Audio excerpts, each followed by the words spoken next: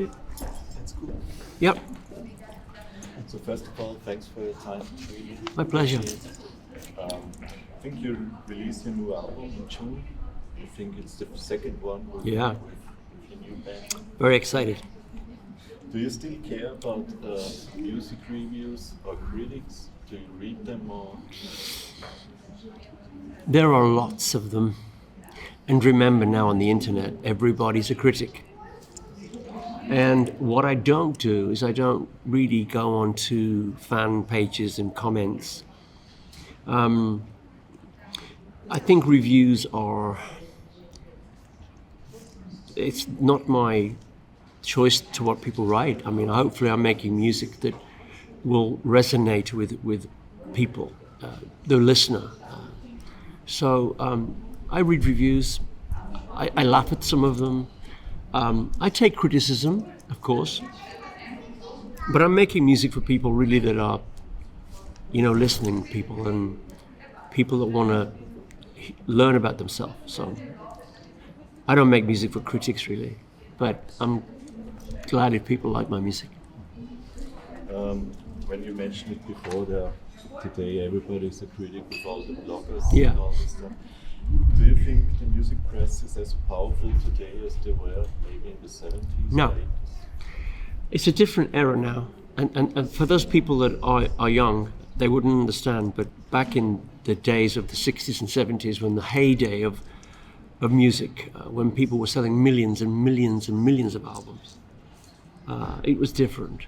Rock critics had a bigger say-so in everybody's household. But now the internet is so vast and massive and wide. It's a different genre. So records are not the same as they used to be. It's more downloads and it's a more visual. It's a more now. It's that people want to see it and touch it and feel it. It's a different marketplace. Do you work together with a producer or are you producing albums? No, this is with Kevin Shirley from Black Crowes and Aerosmith and Zeppelin. Kevin Shirley is, for me, the greatest hard rock producer of our time.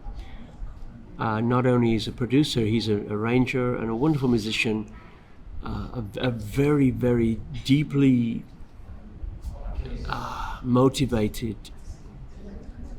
person in the studio. I've never worked with anyone that was so focused on the album he was making. I completely trust him and his judgment in the studio, something which is difficult for me because I produce mainly my own records, but working with him has given me a lot of vision for my own work, so it's great to work with somebody with so much vision. Can you give me something like introduction? What is the work of a producer anyway, and how do you communicate this? Producer is the person that books the studio, books the second engineer, books the musicians, normally arranges the tracks, gets the sound of them in the studio, also has a key say in the format of the song, also to manage each member of the group, whether it's just the artist or the backing band, and to have final say, and has to have full commitment and has to have everybody's backing. If you're going to be produced by a producer, you have to give the keys to your car to drive, for him to drive, 100%.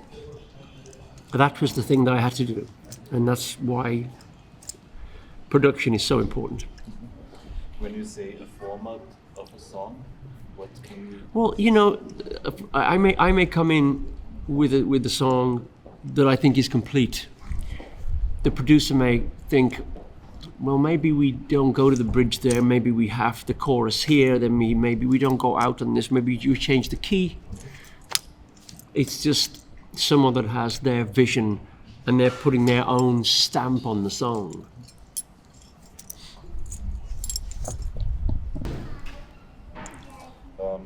I think like producing and recording albums today, people can record albums in their own living rooms and even can even record it on smartphones or something like that. Do you think that big studios became obsolete in the future? I think that living in Los Angeles, where I live, and going to New York quite a lot, the big studios are gone now. There's only a few left. For me, it's great to make music in a real studio, you know, proper. You can hear it on the work that we make, you know. If I'm in listening to an album, I want to hear good quality, and sonically I want it to sound right. But, you know, it's also fun to do it in the bedroom, or, you know, in your home, you know, on the computer or on the Mac or something. So there's many forms, but personally I like to be in a real studio. I think you were also many years a successful solo artist before getting together with a band again. Yeah. Do you have any advice for a band when they start? Is it better for band members to be close friends or to share the same musical vision? For me, I don't particularly want to work with people that I'm not going to be friendly with. I have been in bands a long time ago where no one spoke to each other. It was impossible to work in situations where people weren't friendly. So the people I choose to work with now, I want to have dinner with and have to my home and have dinners at my home and vice versa. It's important. Is there something like a perfect band constellation? Oh, I just think it's people that want to grow and live together on the road and be honest with each other and to tell the truth, and if there's a problem then we can address it, or and to be grown up and mature. You see a lot of bands, I can name many bands that are together, they don't even speak to each other, you know, and that's not the way I want to live. So I think you started this very successful music career when you were very young. I think you were already a millionaire when you were very 20 years old. Looking back, was it good for you to have such a big success at such a young age? It was difficult, Andres, because I grew up in a very working class family in the north of England, and to have all that fame and wealth when you're not even 21 or 21 years old, and to have everything given to you was difficult for me because I grew up with different kind of values. I grew up in a different atmospheric feeling. It was difficult for all of us because we all grew up the same. I've never been driven by money or fame. I've only ever been driven by the art of music. So for me, as long as I'm making music, the money's secondary to me. I mean, I work very hard. But fame wears many hats. It comes in different colors. And let's just say that I can handle it better now, and I'm more accessible to listen to people with much more experience than I do. So I'm very happy to have come this far. Do you also work together with a manager? Yes. I have a manager in England named Carl Swan, who handles everything with my career. What do you think, how hard is it to manage you now? Pardon? What do you think, how hard is it to manage you now?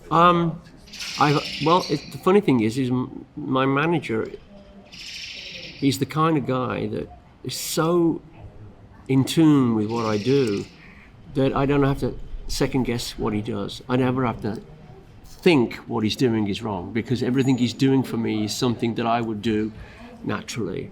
I've never had that before in a manager. So I have a manager now for the last 8 years who has completely given his life to my art. And we are now seeing the rewards of our success. So it's a beautiful spiritual thing. It's a very glorious karmic thing.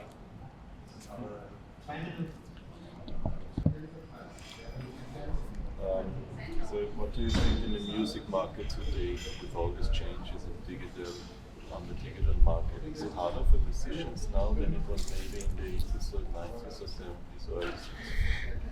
You know,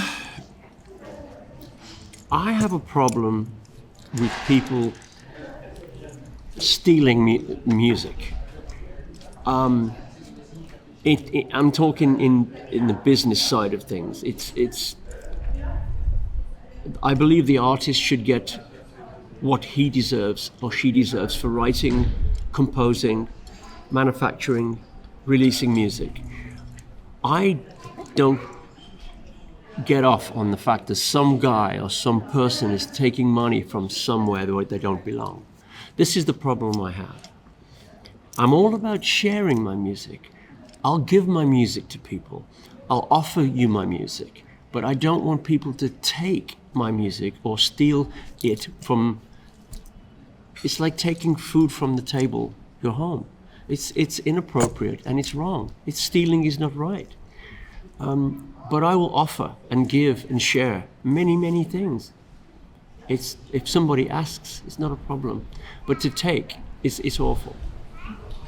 And it's affecting younger musicians. You know, it affects them probably more than it affects me. So it's not cool. And it probably affects the music market like the labels too. Yeah. It does, absolutely.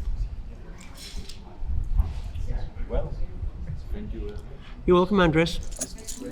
Thank you, man.